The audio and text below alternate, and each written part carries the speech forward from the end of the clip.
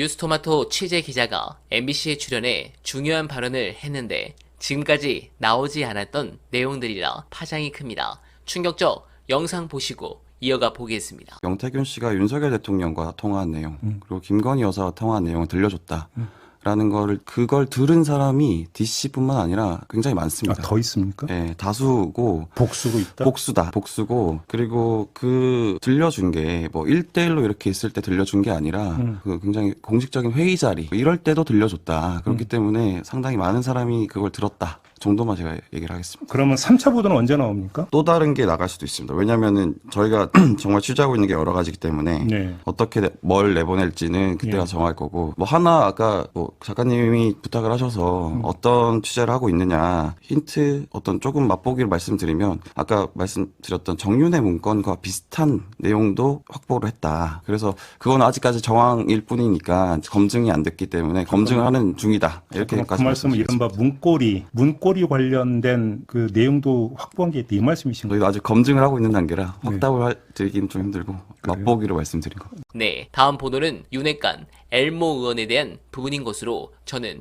알고 있었는데, 이렇다면 정말 뉴스토마토가 언급한 것처럼 시리즈물이 가능할 것 같습니다. 그런데 이준석이 며칠 조용하다가 위기를 직감했는지 이렇게 페북을 올리면서 실드를 칩니다. 여러 이유가 있겠지만 이건 천하람이 조용한 이유도 됩니다. 공직선거법상 따지고 보면 이해유도죄에 해당될 수 있기 때문입니다. 이건 지난 총선에서 강화군에 있었던 노인 실어나르기 기억이 나실 겁니다. 즉 당선시키거나 당선시키지 않게 하기 위해서 선거인이나 이런 사람들을 상대로 직을 줄게 또는 이익을 줄게, 이런 약속이죠. 물론 이게 비례 순번을 주는 게 공사의 직을 약속한 것으로 볼 수 있느냐 없느냐 부분인데, 만약에 그게 공사의 직으로 준하는 것이라고 본다면 공직선거법 230조 위반이 될 수도 있는 상황입니다. 그래서 지금 이준석이 이 문제를 빨리 어떻게든지 좀 덮으려고 하는 것 아닌가 합리적 의심을 할 수 있고, 실제 천하람은 완전히 입을 다물지 않습니까? 자신이 법률가니까 저 같은 일반인도 아는 부분을 모를 리가 없습니다. 그리고 하나 더, 정치적인 영역도 크죠.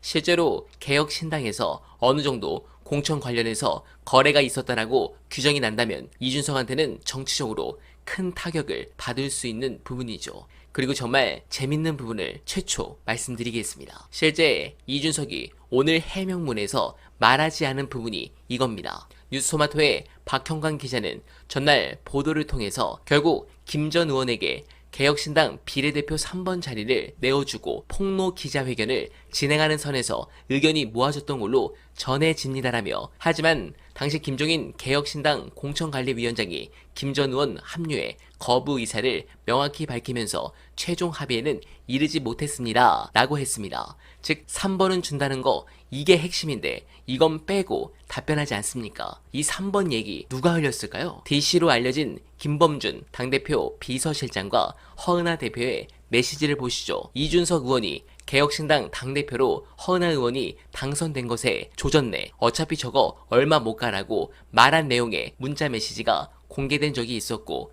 그 뒤 허은하가 부산에 산업은행 유치한다고 해서 당 워크숍 가기로 한 것도 다 취소했다는 메시지도 있어 개혁신당 내부에 불화가 보이는 점도 있습니다. 그런 부분에서 뉴스토마토의 DC 인터뷰 내용만 모아서 따로 보면 아주 재밌는 지점이 상당히 많습니다. 앞으로 잼나는 일이 많아질 것 같은데 나오는 즉시 가장 먼저 보고 드릴 것을 약속드리며, 어나바는 오늘도 최선을 다하겠습니다. 여러분 고맙습니다.